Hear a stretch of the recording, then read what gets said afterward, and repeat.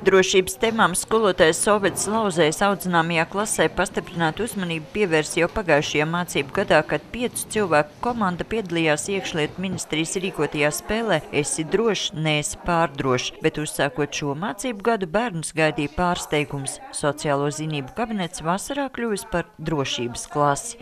Bija tiešām ļoti pārsteidzoši. Mēs ienācām klasē un visi brīnījāmies, ka klase kļūsi skaista un viss bija tik brīnišķīgi. Un arī lasīt šos noteikumus, tas bija gandrīz kā atgriezties konkursā. Lai apzinātu un analizētu nedrošas situācijas, kādās skolēns var nonākt ikdienas, skolotāji uzgleznojas komikus par elektrodrošību, pirotehniku, satiksmes drošību un drošību uz ūdens.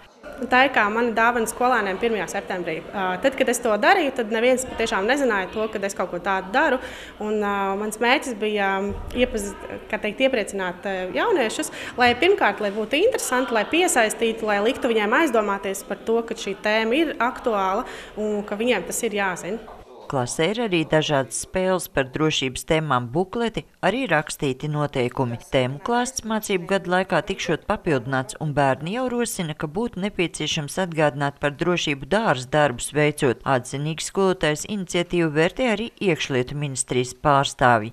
Šis veids, kā tas tiek pasniegts, radoši, atraktīvi, ka noteikti to varētu turpināt un attīstīt, bet neapstāties tikai pie šī vizuālā, bet papildināt vēl ar kaut kādām aktivitātēm, aicināt tos pašus dienestus uz lekcijām, lai viņi praktiskajā darbībā demonstrē tos padomus.